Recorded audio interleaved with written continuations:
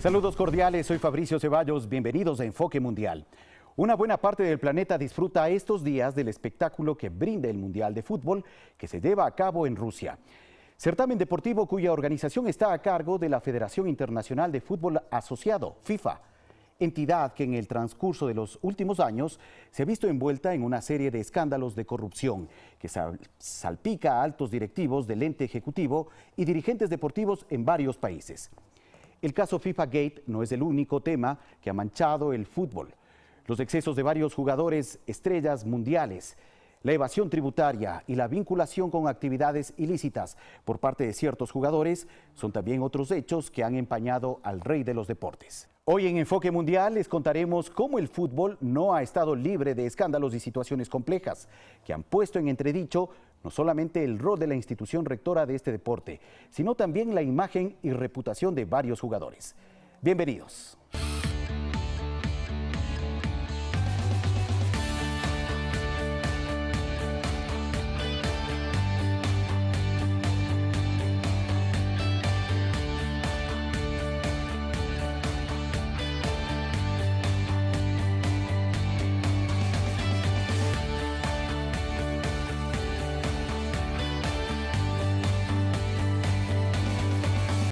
A principios del siglo XX se disputaron los primeros encuentros futbolísticos oficiales en Europa. Y con esto se daban las primeras ideas de generar una organización que aglutinara a varios países. Como antecedente, en 1893, en Inglaterra, se había fundado la Football Association. El 1 de mayo de 1904, Francia y Bélgica se enfrentaron por primera vez en un partido internacional. En medio de este encuentro, los secretarios de ambas asociaciones debatieron la posibilidad de generar un organismo que los integre con la intención de reconocer plenamente el papel que los ingleses habían desarrollado con su asociación. Sin embargo, la asociación inglesa había desistido de formar parte de una asociación internacional.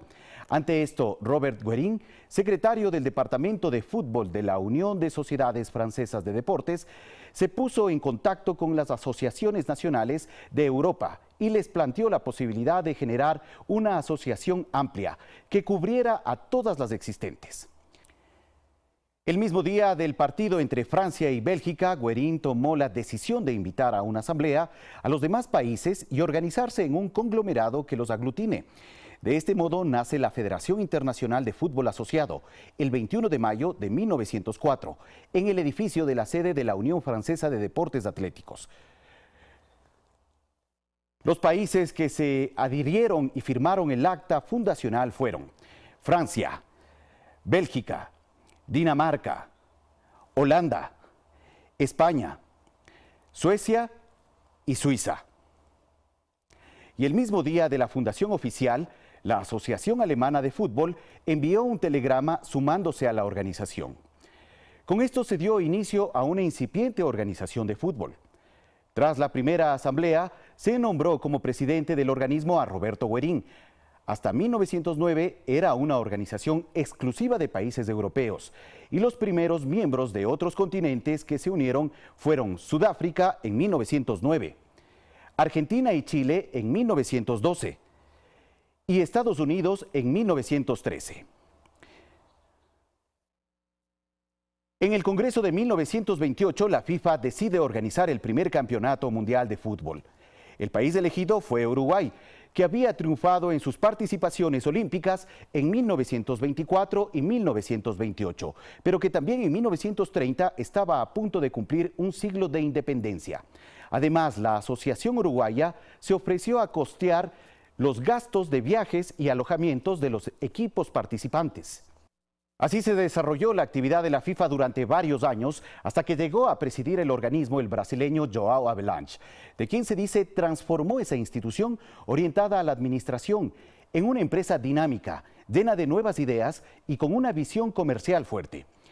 El clima de la independencia política de varias colonias africanas fue aprovechada por Havelange para llegar a la presidencia del organismo y también para darle una nueva visión a las competiciones deportivas. Por iniciativa de João Havelange se sumaron más competidores para el Mundial de España 82 y fue el propio Havelange quien dio una dinámica de marketing comercial deportivo al asociarse con marcas como la alemana Adidas para el desarrollo de las competencias. La FIFA ha crecido hasta incluir a 208 asociaciones de países dentro de su organización. Esto le permite constituirse como la federación deportiva más grande y poderosa del mundo. Pero el caso que ha expuesto al máximo organismo del fútbol es el denominado FIFA Gate, el mayor escándalo que involucró a altos directivos a nivel mundial. Veamos cómo surgió este entramado. La FIFA está inmersa desde hace meses en el mayor escándalo de la historia del fútbol. CONMEBOL, which covers South America. Todo inició con una indagación de la justicia estadounidense que detectó un entramado de sobornos entre directivos de fútbol y empresarios a cambio de derechos de transmisión, publicidad, patrocinio de torneos y la adjudicación de sedes de campeonatos. El presidente de la FIFA, Joseph Blatter, no fue acusado por la Fiscalía de Estados Unidos, pero en Suiza la Fiscalía le abrió un expediente para acusarlo de varios delitos, hecho que le obligó a renunciar a su cargo el 2 de junio, 6 días después de la publicación del FIFA Gate. Platini, principal candidato a sucederlo, también es suspendido por haber recibido un pago desleal. Les puedo decir que mañana, durante la reelección, una gran mayoría de las asociaciones nacionales europeas van a votar por la candidatura del príncipe Ali. Los miembros se han hartado y no quieren un presidente como Blatter. La FIFA recién se normaliza con las elecciones que consagran a Gianni Infantino como nuevo titular de la entidad. Días después, en varios hoteles de lujo de Zúrich, se produce la detención de 7 altos mandos de la FIFA y en total son 14 los imputados, 5 de ellos empresarios, 3 argentinos, Alejandro Bursaco de Torneos y Competencias y Hugo y Mariano Hinkins. En Estados Unidos allanan la sede de la CONCACAF. La acusación formal de 92 cargos revelada contra 16 acusados de Centro y Suramérica incluye delitos relacionados a crimen organizado, fraude electrónico y conspiración para lavar dinero. Los pedidos de extradición se dieron para algunos de los involucrados en Honduras y Argentina. Si hay una corrupción, al final somos los individuales lo que hacemos. ¿Cómo va a ser la FIFA corrupta? La FIFA no puede ser corrupta. Se estima que en el caso de FIFA Gate se movilizaron cerca de $200 millones. Tras el escándalo de FIFA Gate, varios directivos del fútbol mundial fueron acusados, principalmente de crimen organizado y lavado de dinero. Debido a este escándalo, el suizo Joseph Blatter renunció a la presidencia del organismo. Entre los principales acusados y arrestados por este caso están Nicolás Leos, de nacionalidad paraguaya, ex miembro del Comité Ejecutivo de la FIFA y expresidente de la CONMEBOL. Chuck Blazer, declarado culpable, fue exsecretario general de la CONCACAF y ex miembro del Comité Ejecutivo de la FIFA. Alejandro Bursaco, argentino, era accionista y CEO de Torneos y Competencias S.A., la más grande productora y comercializadora de eventos deportivos en América Latina. Todos los contenidos de las señales de Fox Sport, DirecTV y una parte del grupo El Clarín y del grupo Telefónica eran producidos en la empresa de Bursaco. Eugenio Figueredo, vicepresidente y miembro del Comité Ejecutivo de la FIFA, expresidente de la CONMEBOL y la Asociación Uruguaya de Fútbol. Entre los implicados también estuvo Luis Chiriboga Acosta, presidente de la Federación Ecuatoriana de Fútbol del Ecuador. Ellos destacan entre los 26 detenidos por el caso FIFA Gate. Además, la justicia estadounidense dictó una orden de detención internacional para 16 implicados más que ocuparon cargos importantes en federaciones de Latinoamérica. Uno de los nombres que más sonó entre los directivos que fueron suspendidos por el caso de corrupción fue el de Michel Platini, exfigura del fútbol francés, quien ocupaba el cargo de presidente de la UEFA. Hacemos ahora una pausa, regresamos en breve para contarles sobre más escándalos y problemas que han afectado y han manchado la imagen del fútbol internacional. Sigan con nosotros en Enfoque Mundial.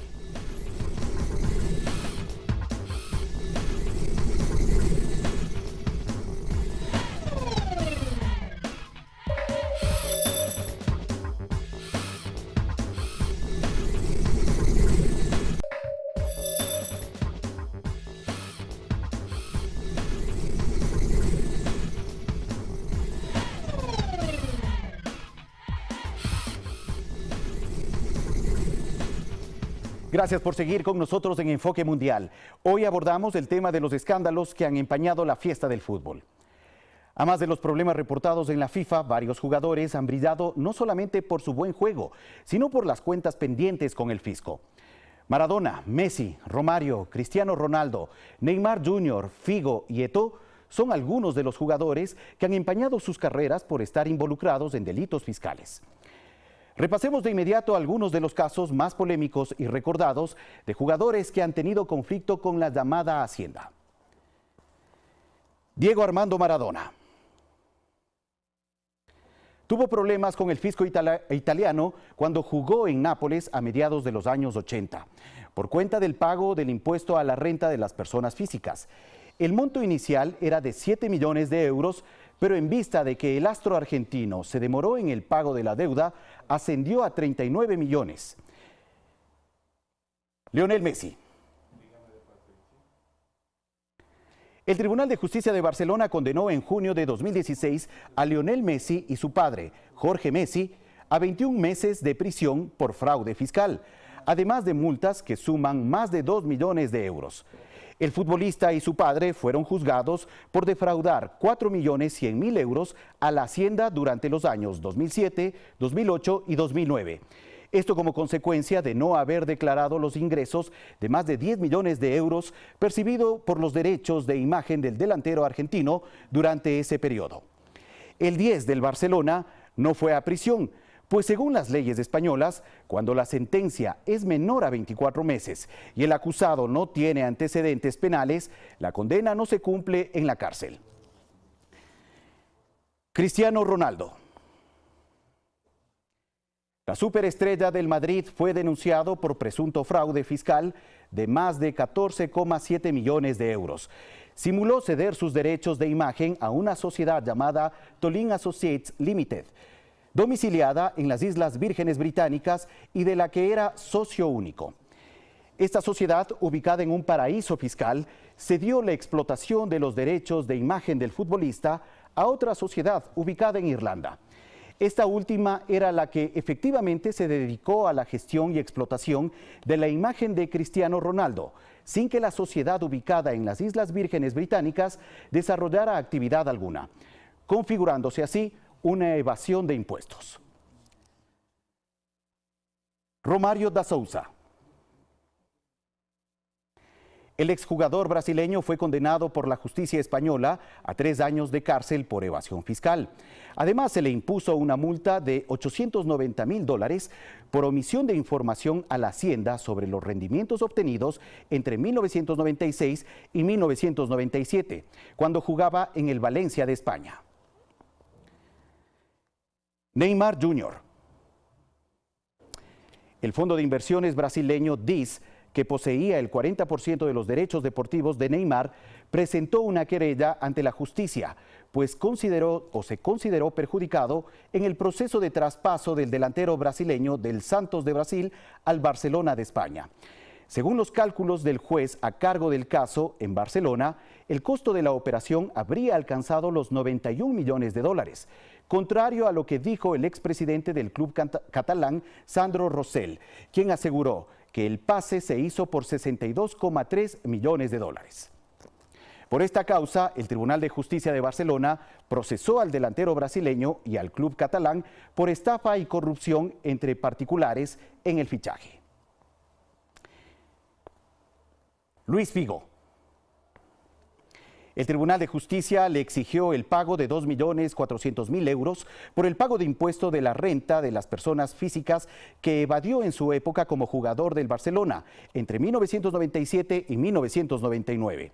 En el año 2012, el portugués presentó un recurso, pero no fue tomado en cuenta por el tribunal.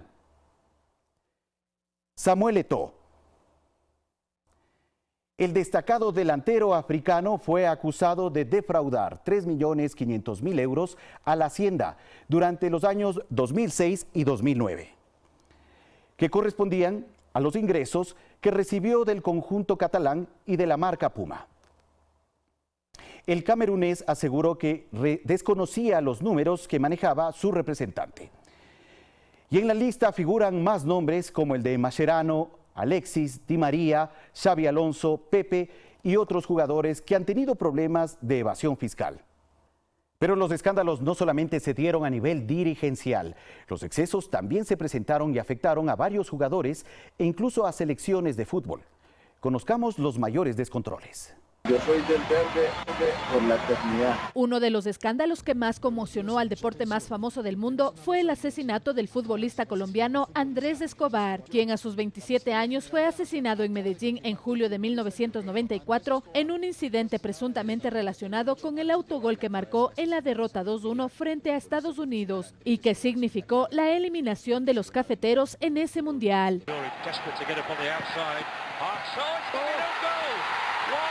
Aparentemente esa derrota habría causado grandes pérdidas de apuestas entre varios poderosos narcotraficantes. Diego Armando Maradona anotó el gol que le dio la ventaja 1-0 sobre Inglaterra en el Mundial de México 1986, lo que es recordado como la mano de Dios. Sin embargo, el mayor escándalo en el que se vio involucrado el astro argentino fue su consumo de cocaína, por el cual fue suspendido por la FIFA del Mundial del 94. Otro de los escándalos en la historia del fútbol se dio a conocer luego de la ardua investigación que realizó la policía italiana, cuando encontró evidencia en el arreglo de compromisos en la Serie A. En esta ocasión la Juventus fue relegada a la Serie B. En España la evasión de impuestos no solo es cuestión de políticos y empresarios, y el escándalo de los papeles de Panamá implicó a figuras del fútbol español como Lionel Messi, Neymar, Javier Mascherano, Alexis Sánchez, Cristiano Ronaldo, Ángel Di María, José Mourinho y Radamel Falcao. El 8 de noviembre de 2011, varios jugadores de la selección de Chile, entre ellos Arturo Vidal, protagonizaron el escándalo conocido como el bautizazo en medio de los entrenamientos para las eliminatorias del Mundial de Brasil 2014. Los seleccionados de La Roja fueron sancionados con 10 partidos. Años después, el Rey Arturo volvió a protagonizar un nuevo escándalo, pues durante la Copa América en Chile chocó su lujoso Ferrari cuando retornaba a Santiago después de una fiesta. Otro de los sucesos que más impactó al mundo futbolístico fue en enero de 2010, cuando en un bar de la Ciudad de México la estrella del América Salvador Cabaña recibió un disparo en la cabeza, un terrible suceso que lo obligó a retirarse del fútbol y que marcó su vida por completo. En el fútbol ecuatoriano también se dieron algunos escándalos, el último cuando la Federación Ecuatoriana de Fútbol suspendió de manera indefinida a 4 jugadores por irse de fiesta en la previa del trascendental partido con Argentina en Quito por la clasificación al Mundial de Rusia 2018. El fútbol también se ha visto manchado por momentos muy complicados donde la violencia y el crimen han marcado huellas imborrables. Recordemos algunos. Andrés Escobar. Este destacado jugador de fútbol colombiano fue asesinado luego de recibir 6 tiros en los exteriores de una discoteca en la ciudad de Medellín. El hecho ocurrió 10 días después de que Andrés cometiera un autogol clave en un partido frente a la selección de Estados Unidos en el Mundial de Fútbol que se llevó a cabo en ese país norteamericano en 1994. El autogol generó una ola de críticas y reproches en contra del deportista. Incluso sus victimarios le sacaron en cara este tema antes de asesinarlo. La justicia determinó que los responsables de la muerte de Andrés Escobar fueron personas vinculadas al paramilitarismo y el narcotráfico. Salvador Cabañas.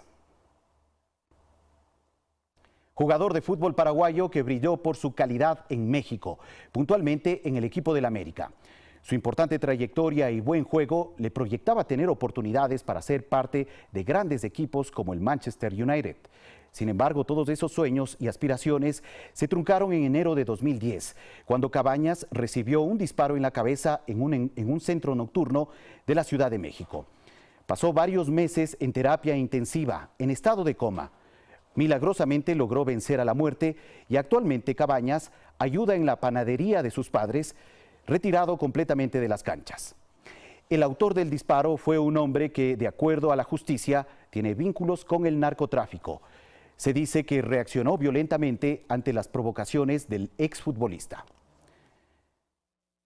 Hernán Darío El Bolillo Gómez. El actual director técnico de la selección de Panamá fue víctima de una brutal agresión, aquí en nuestro país, en mayo del año 2001. Todo ocurrió cuando en un hotel de Guayaquil, un grupo de personas, entre ellos Joselo Rodríguez, dirigente del equipo de Segunda División Santa Rita, golpeó al técnico colombiano y le disparó en una de sus piernas, hecho que provocó el repudio generalizado de la sociedad ecuatoriana. Dirigentes deportivos como Rodrigo Paz de Liga de Quito aseguraron que este acto de violencia se debía a que el Bolillo había decidido no convocar a la selección sub-20 al entonces jugador del Santa Rita, Dalo Bucaram, hijo del expresidente Abdalá Bucaram Ortiz. El caso de Rafa Márquez. El exjugador del Barça y actual seleccionado de México fue sancionado en agosto de 2017 junto con 21 mexicanos más y 42 empresas por su relación con las actividades encabezadas por el narcotraficante Raúl Flores Hernández.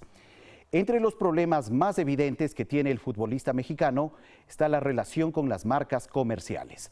Desde que se hizo pública su acusación por tener una presunta relación con el narcotráfico, su imagen ha decaído y ahora las marcas ya no quieren que se le relacione con él. Una de las muestras más evidentes es durante este Mundial de Rusia 2018.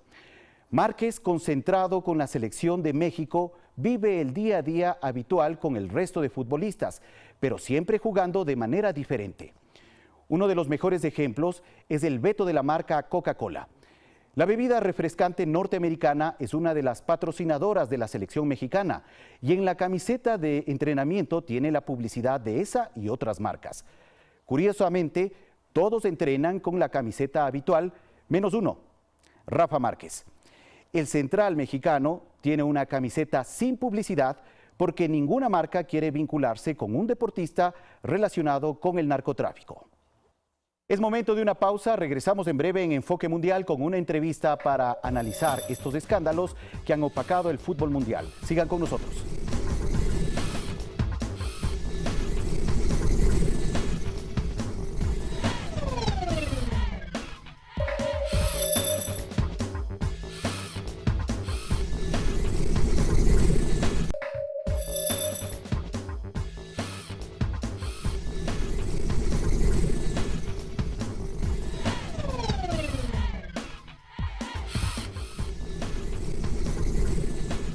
Gracias por seguir con nosotros en Enfoque Mundial. A esta hora ya nos acompaña Jorge Valdión, destacado periodista deportivo con amplia trayectoria en el tema deportivo y ahora actualmente colaborador en los medios públicos. Jorge, bienvenido a Enfoque Mundial. Gracias por estar con nosotros. Gracias a ustedes por la invitación, Fabricio, y a las órdenes. Muchas gracias. Bueno, para empezar esta entrevista, todos entendemos muy bien que estamos viviendo la alegría y la emoción del Mundial de Rusia 2018 y a cargo de la organización de este evento deportivo está la FIFA. ¿Cómo se encuentra actualmente la imagen de esa FIFA organizadora de estos grandes eventos deportivos? Bueno, es una imagen que ha quedado lastimada definitivamente, ¿no? Hoy los ojos del mundo se posan sobre la FIFA, a pesar de que antes también era muy evidente cómo se manejaban las cosas. Los dirigentes del fútbol mundial tenían en muchas ocasiones mayores privilegios, inclusive que mandatarios de algunos países, ¿no? Tenían privilegios, tenían regalos costosísimos. Había, y después nos enteramos, dirigentes que cobraban sueldos de sus asociaciones, que recibían dinero de las confederaciones continentales. Entonces, el manejo de esto llega en 1974 la FIFA de la mano de Joao Havelange. No digo que antes no existió, pero Joao Havelange se da cuenta de que esto es un negocio y que hay que tratarlo como tal, y desde ahí comienza la explosión del manejo, por ejemplo, de la imagen de la Copa del Mundo, de los jugadores, de las marcas en los mundiales, los derechos de televisión inclusive comienzan a hacerse mucho más difíciles de conseguir para varias personas, y claro, esto se vuelve un negocio en donde se maneja mucho dinero. ¿Dónde quedó la esencia del fútbol como deporte? Yo creo que la esencia está en la cancha. Yo creo que los jugadores no la pierden, los hinchas menos. Claro, ya después de eso vemos que los dirigentes están pensando en el dinero, todos tienen un precio, ya no tienes ese cariño por la camiseta en donde veías jugadores que se quedaban y los dirigentes no los querían negociar. Hoy vemos que si tú pones, por ejemplo, por Lionel Messi 200 millones de euros, seguramente la propuesta te va a tentar y lo vas a vender, ¿no? Por más que sea un símbolo de tu equipo. Entonces hoy todo se mueve por el dinero. Hay jugadores que han sido contratados muchas veces no por la capacidad futbolística que tienen, sino por el número de camisetas que venden.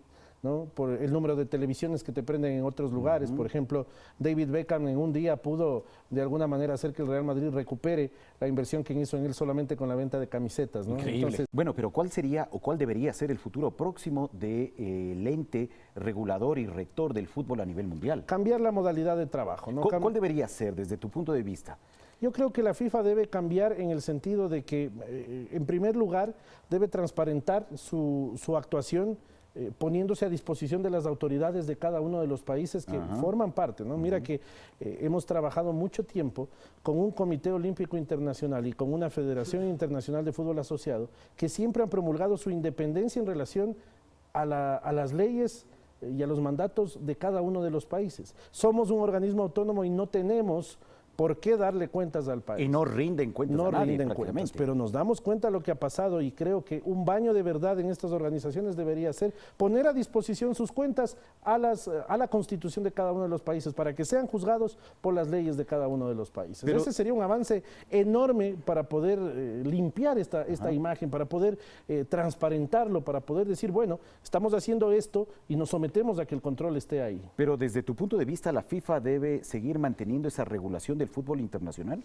Bueno, de hecho, todo el mundo tiene asociaciones, ¿no? El atletismo tiene su federación internacional, el automovilismo tiene su federación internacional. Pero en el caso de la FIFA. En el caso de la FIFA sí, ¿no? Es un organismo que está establecido además desde 1904. ¿no? Pero no resulta muy exclusivo que solamente incluya ciertos países donde se llevan a cabo decisiones finalmente sin tener en cuenta al resto de naciones que también participan en el tema futbolístico. Bueno, por eso te decía, a mí me parece que es importante el hecho de que tengamos un baño de verdad en las actuaciones. Mira, por ejemplo, ¿quién puede organizar un mundial? Los países que tienen dinero.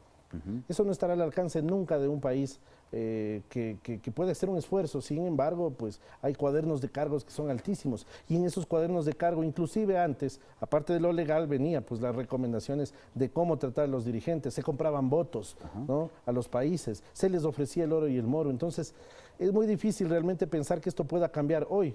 Quizás nuestros nietos, Fabricio, podrán ver una FIFA diferente, quizás. Posiblemente. Digo yo, posiblemente. Pero hoy, como está establecido esto, es bien difícil que cambie porque el control, el dinero que se maneja, la cantidad de plata que está de por medio, invita a que todo el mundo pueda formar parte de este negocio y no quiera salir del mismo. Bueno, ¿quiénes realmente se están beneficiando del negocio del fútbol?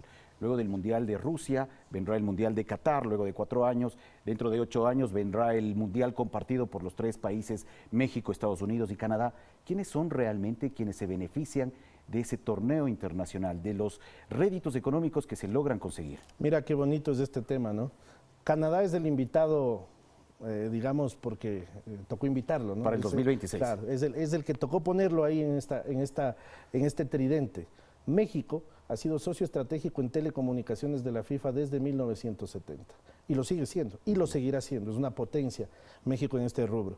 Y Estados Unidos, no te olvides de dónde nace la investigación del FIFA Gate. Claro. ¿No? Y Estados Unidos será el principal, será sede de 60 partidos de los 80 que se jugarán. México tendrá 10 y Canadá tendrá 10 partidos. Entonces, para que nos demos cuenta un poco de cómo maquina, cómo maneja la FIFA este tema. Qatar, bueno, imagínate el dinero de Medio Oriente, los petrodólares que se los conoce. A toda costa la FIFA ha metido a Qatar como sede del Mundial con condiciones inhumanas para la gente que pueda asistir y para los jugadores de fútbol, con calores de 50 grados. Tu tiempo, agradecemos a Jorge Valdeón, periodista deportivo con amplia trayectoria en este ámbito y actual colaborador de los medios públicos. Y más allá de los problemas y escándalos que se han presentado en el fútbol, es innegable que millones de personas en el mundo disfrutan y gozan del llamado rey de los deportes. El fútbol es de los pocos espacios que logra generar cohesión y unidad entre las personas, permite dejar de lado los problemas y se convierte en un oxigenador social. El fútbol debe llevar a todos a vivir una sana fiesta, por lo que la violencia y los vicios sociales no deberían tener espacio en este deporte. Gracias a todos por acompañarnos en Enfoque Mundial. Regresaremos en una semana con un nuevo tema. Hasta pronto.